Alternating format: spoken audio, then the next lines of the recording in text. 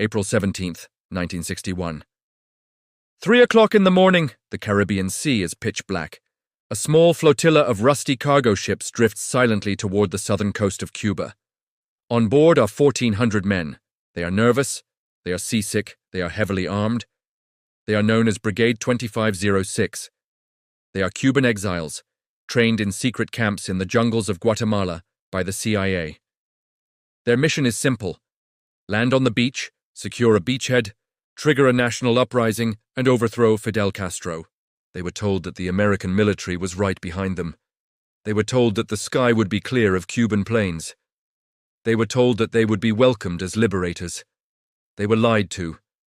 As the first landing craft hit the water, the silence was broken, not by the cheers of a liberated people, but by the roar of machine gun fire. Within 72 hours, the invasion would be crushed.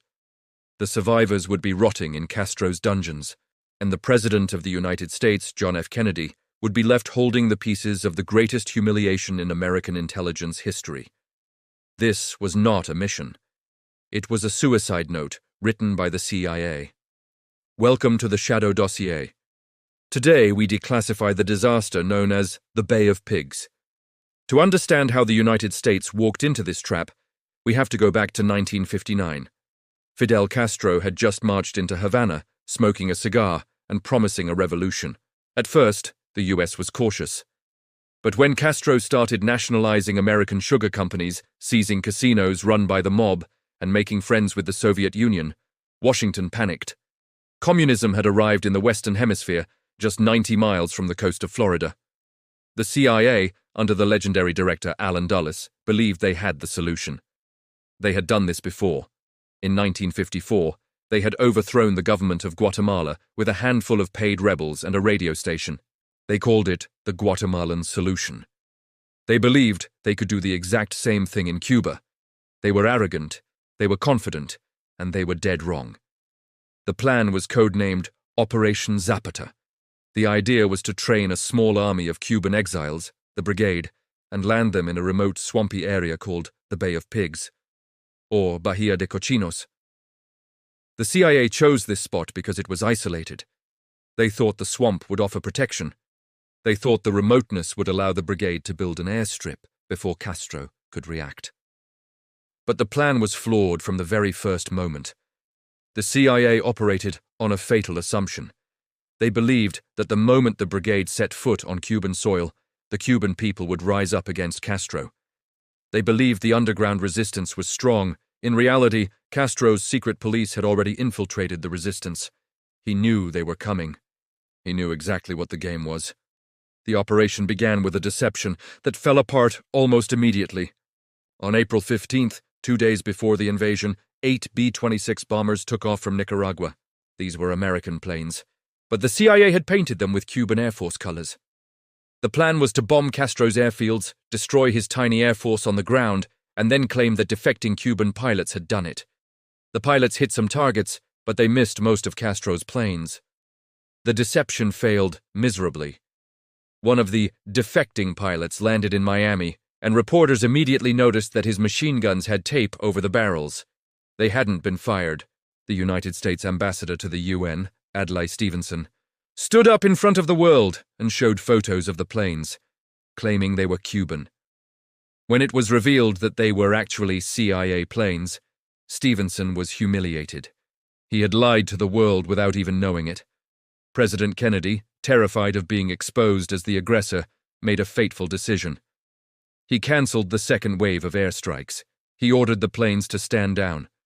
This meant that when Brigade 2506 hit the beach on April 17th, Castro still had an air force.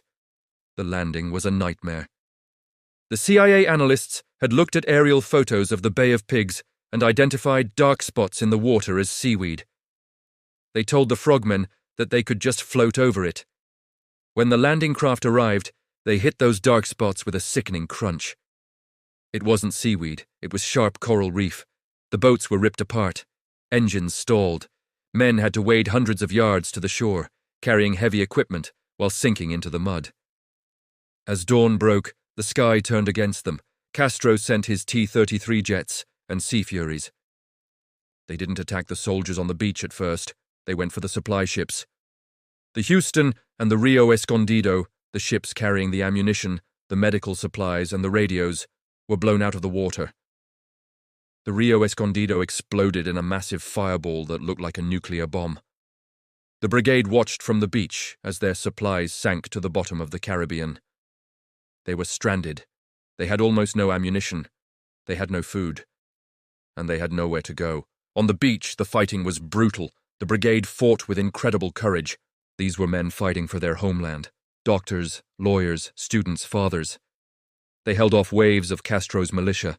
They inflicted heavy casualties. But they were fighting a math problem they couldn't solve. They had 1,400 men. Castro had 20,000 troops rushing toward the swamp with tanks and artillery. Back in Washington, the scene was chaotic. The CIA pleaded with Kennedy to send in the U.S. Marines. They wanted the Navy jets from the aircraft carrier Essex, which was sitting just over the horizon, to provide air cover. Admiral Arleigh Burke was screaming at the president to let him fight. But Kennedy said no. He was paralyzed by the fear of starting World War III. He didn't want the Soviets to retaliate in Berlin. He had authorized the invasion, but he refused to authorize the support needed to win it. He left the brigade to die on the beach. The pilots of the brigade, flying obsolete B-26 bombers, tried to save their brothers. They flew suicide missions. 4 American pilots from the Alabama Air National Guard, men who weren't even supposed to be there, volunteered to fly. They were shot down. Their bodies were lost in the ocean or frozen in morgues in Havana for years. By April 19th, it was over. The brigade commander, Pepe San Roman, radioed his final message to the CIA handlers on the ships offshore. He screamed, "We are out of ammo! We are fighting on the beach! Please send help!" The CIA agent replied, "I'm sorry, I can't do anything." San Roman cursed them. Then the radio went dead. Most of the brigade was captured. 1,189 men were paraded through the streets of Havana on live television. Castro interrogated them personally. He mocked them.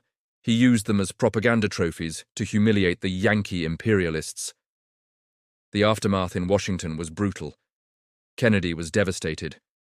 He reportedly walked alone in the White House Rose Garden for hours. He famously said, "Victory has 100 fathers, and defeat is an orphan." He took public responsibility, but privately he was furious with the CIA. He felt they had manipulated him. He felt they had trapped him into a corner, assuming that once the invasion started, he would be forced to send in the Marines to save face. He told his advisors that he wanted to splinter the CIA into 1,000 pieces and scatter it to the winds.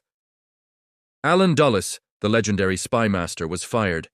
The CIA's reputation was shattered, but the suffering of the prisoners was just beginning. They spent 20 months in Cuban prisons. They were starved, beaten, and crammed into tiny cells. The United States eventually had to buy them back. It was a ransom deal. Attorney General Robert Kennedy negotiated with Castro. The price of freedom was $53 million in food and medicine. On December 23, 1962, the prisoners finally returned to Miami. They gathered in the Orange Bowl Stadium. President Kennedy was there. They handed him the brigade flag, the flag they had hidden in prison. Kennedy promised them, "I can assure you that this flag will be returned to this brigade in a free Havana." That promise was never kept. Kennedy would be assassinated less than a year later. Castro would remain in power for another 5 decades. The failure at the Bay of Pigs didn't just end on the beach, it set the stage for something much worse. Castro, terrified of another American invasion, turned to the Soviet Union for protection. He asked Nikita Khrushchev for nuclear weapons. Khrushchev agreed. The Bay of Pigs was the direct cause of the Cuban Missile Crisis 1 year later. Because the CIA failed to invade Cuba with rifles, the world almost ended with nuclear missiles. The operation was a perfect storm of incompetence. The CIA relied on outdated maps. They ignored the coral reefs. They underestimated Castro's support. They trusted a cover story that fell apart in hours. And most importantly, they misunderstood the President of the United States. It serves as a grim lesson in the world of black ops. Intelligence is not just about gathering secrets. It is about telling the truth to power.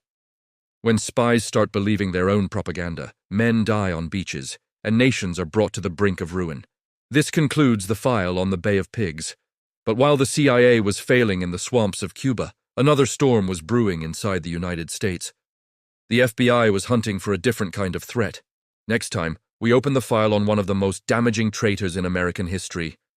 A man who wore a badge, carried a gun, and spent 22 years spying for the Russians from inside the FBI. Next file, Robert Hanssen, the spy who built a tunnel under the embassy,